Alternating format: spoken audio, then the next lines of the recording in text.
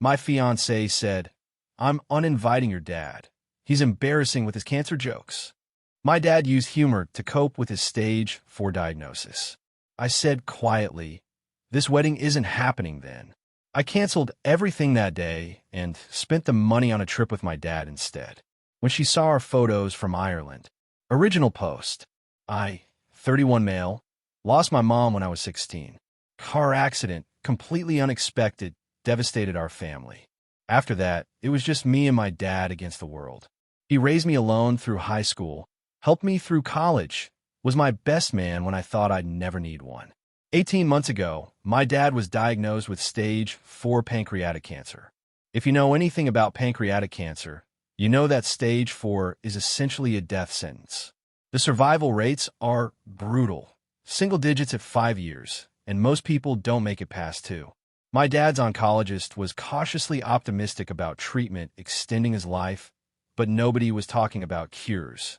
My dad's response to his diagnosis was exactly what I should have expected. Dark humor. Constant jokes about death, about his expiration date, about how he was finally going to meet Elvis. It's how he's always coped with hard things. When my mom died, he joked his way through the grief while still being present for me. It's not denial, it's survival. His jokes make some people uncomfortable.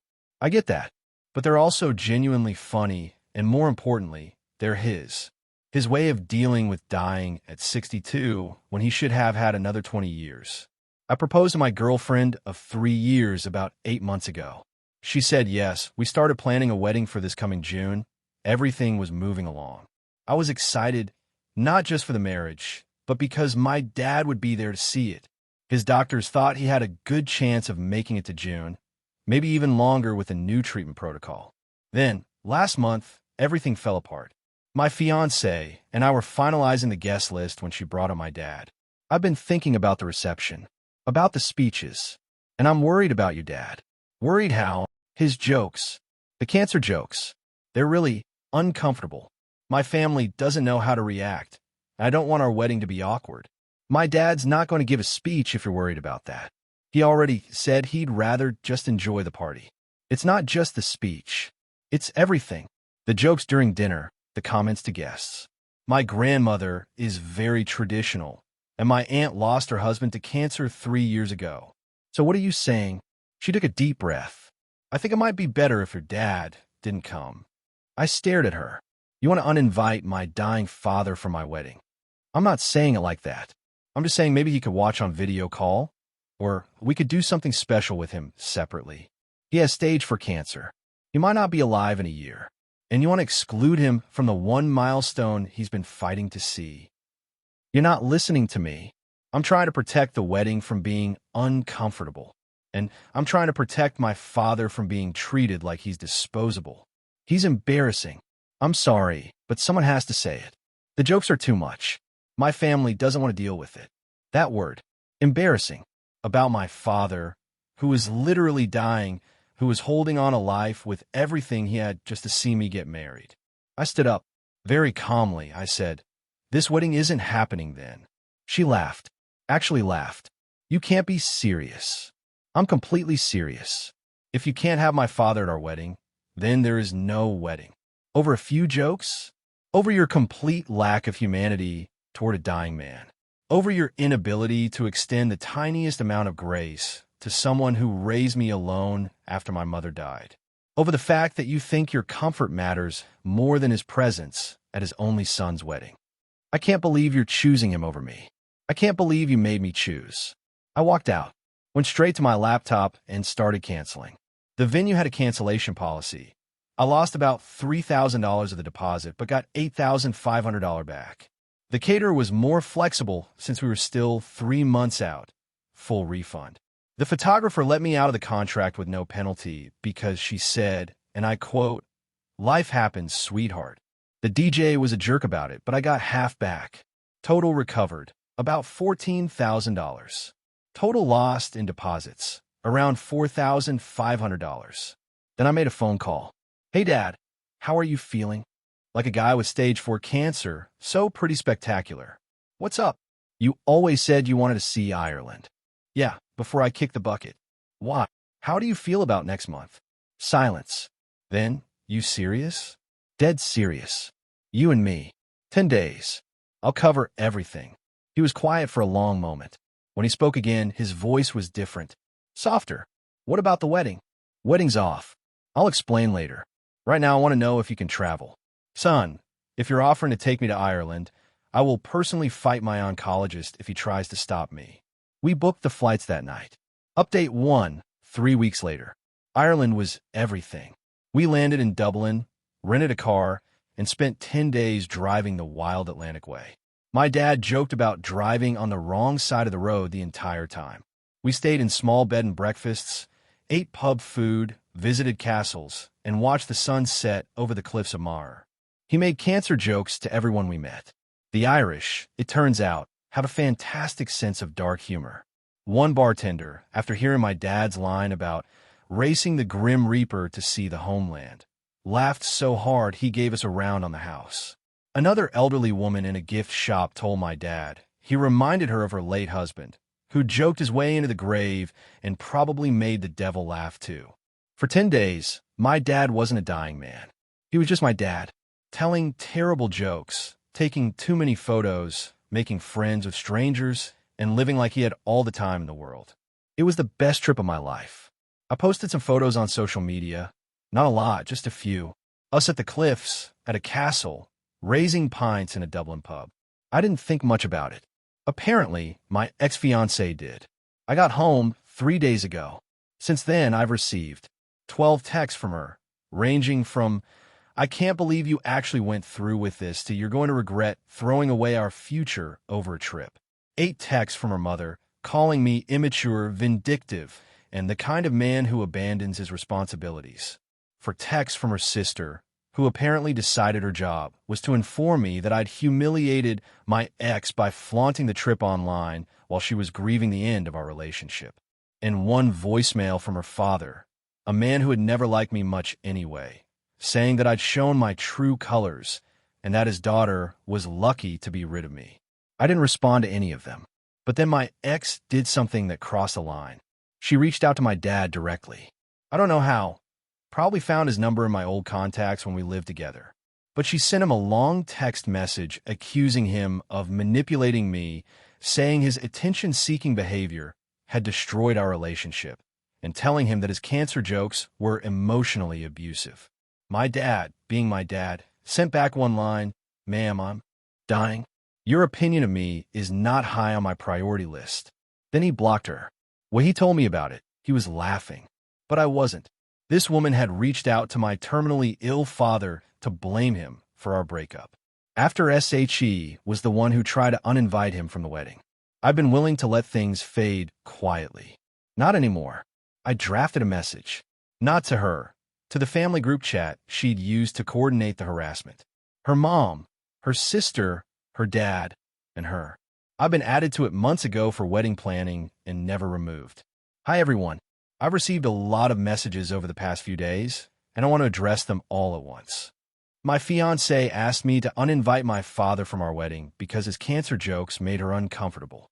My father has stage 4 pancreatic cancer. He uses humor to cope with dying. Her response was to call him embarrassing and suggest he watch on video call instead of attending in person. I chose to cancel the wedding and take my dad to Ireland instead. A trip he's dreamed about his whole life and may not have another chance to take.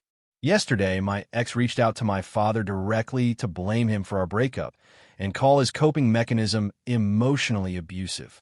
She did this to a man who is actively dying. I will not be responding to further messages from anyone in this family. I suggest you redirect your energy towards supporting your daughter/sister through her disappointment rather than harassing me for choosing to stand by my father. I sent it and left the group chat. 20 minutes later, my phone started ringing. Her mom, then her sister, then her. I didn't answer any of them, but I did screenshot the messages I'd received, all the texts, the voicemail transcription, everything, and save them in a folder, just in case. Update 2. 10 days later. Things escalated before they got better. After my message to the family group chat, my ex went on a campaign. Not on social media. She's too image conscious for that. but through mutual friends. She started reaching out to everyone we knew together with her version of events. According to her, I had chosen my dad over our relationship. I was unable to handle compromise, and I'd publicly humiliated her by posting photos from Ireland to make her jealous. Some people bought it. A few friends I thought were mutual turned out to be hers first, and they stopped talking to me. Whatever. Their loss. But most people asked me what actually happened. And when I told them that she wanted to uninvite my dying father because his coping mechanism made her uncomfortable, the reactions were unanimous. She wanted to uninvite your dad? What the hell? Wait, he's got stage 4 cancer, and she called him embarrassing. Dude, you made the right call. That's insane. The narrative she was trying to build started crumbling. Not because I was actively fighting it, but because the truth was so clearly on my side that it spoke for itself. Then her sister reached out to me privately. This surprised me. The sister had sent some of the nastiest texts after Ireland, calling me selfish and childish. But her private message was different. Hey, I want to apologize for what I said before. I only knew her side of the story. She told us your dad made inappropriate comments at family dinners and refused to stop even when asked. She never mentioned the cancer jokes or that she wanted to uninvite him completely. I replied, what exactly did she tell you? That he made crude jokes about death at your cousin's graduation party and you defended him instead of apologizing. That he was disruptive at your engagement dinner. That she'd asked you multiple times to talk to him about toning it down and you refused. He made one joke at the graduation party about racing the clock, and her mom laughed. At the engagement dinner, he told a story about my mom that ended with she'd kill me if she saw me crying, so I'm telling jokes instead. He wasn't disruptive. He was coping. I didn't know that. She made it sound so different. She wanted to uninvite him from the wedding entirely. Not ask him to give fewer speeches. Not seat him away from her grandmother. Uninvite him, because his way of dealing with dying made her uncomfortable. The sister went quiet for a long time. Then, I'm really sorry. About everything. And I'm sorry about your dad. I thanked her and that was it. We haven't talked since. But here's where things got interesting. A few days after that conversation, I got a message from my ex's cousin. A guy I met maybe 3 times, not close at all. Hey man, heard about what happened. Wanted to let you know my family's pretty split on this. A lot of us think she was wrong. Some of us told her that directly. What did she say? She said everyone was taking your side because you manipulated the story. She still thinks she did nothing wrong. That didn't surprise me. Entitled people rarely see their own entitlement. In her mind, she was the victim of my overreaction, of my dad's behavior, of everyone who dared to suggest she might have handled things poorly. One more thing, the cousin added. Her mom is freaking out because she already told all her friends about the wedding. Now she's got to explain why it was canceled. She's blaming you, but some people are asking questions. I didn't feel bad about that. The mom had left me a voicemail calling me vindictive. She could explain her daughter's actions to her friend herself. Final update, 14 days later. This is my last update because, honestly, the drama is over and I'm ready to close this chapter. After the cousin's message, things quieted down. My ex stopped her campaign against me. Probably because it wasn't working and the family harassment stopped too. Block numbers stayed blocked. Life moved on, but I want to share what happened with my dad, because that's really what this whole story is about. 2 days after we got back from Ireland, my dad had a follow-up with his oncologist. The latest scans showed something unexpected. The tumor hadn't grown. In fact, it had shrunk slightly. Not dramatically. Not enough to change his prognosis significantly, but enough to suggest the new treatment protocol was working better than expected. His doctor used the word cautiously optimistic again, but this time with actual data behind it. My dad's response, so what you're saying is, I might actually make it long enough to be annoying at family Christmas. The doctor laughed. I laughed. My dad laughed. That night, we went out for dinner, just the 2 of us, at his favorite steakhouse. He ordered the biggest cut on the menu because what are they going to do? Kill me. Over dinner, he said something I'll never forget. I know you gave up a lot for that trip. The wedding, the money, the future you were planning. I didn't give up anything important. I'm serious. You could have just pushed back on her. Compromised. Let me watch on Zoom or whatever she suggested. Dad, She wanted to exclude you from my wedding because you cope with cancer by making jokes. That's not something I'm willing to compromise on. But you loved her. I thought I did. But loving someone means accepting their family too. And she saw you, the man who raised me, who's fighting for every day he has left. And her first instinct was to manage you, to minimize you, to make you smaller, so she could be more comfortable. He was quiet. That's not love, I continued. That's tolerance.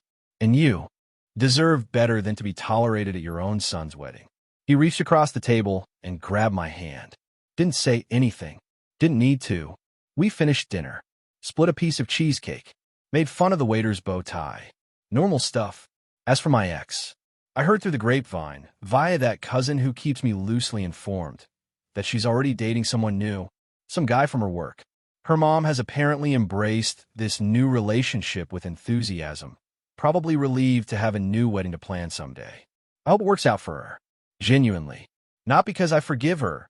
I don't. But because if she's happy with someone else, she'll leave me alone. And that's all I want at this point. Some people in the comments asked if I regret anything.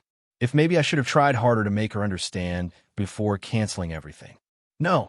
Here's why. When someone shows you who they are, when they look at your dying father and call him embarrassing, when they suggest he be excluded from your milestone because his survival mechanism makes them uncomfortable, that's not a misunderstanding. That's a revelation. I saw who she really was, and I chose accordingly. The money I spent on Ireland?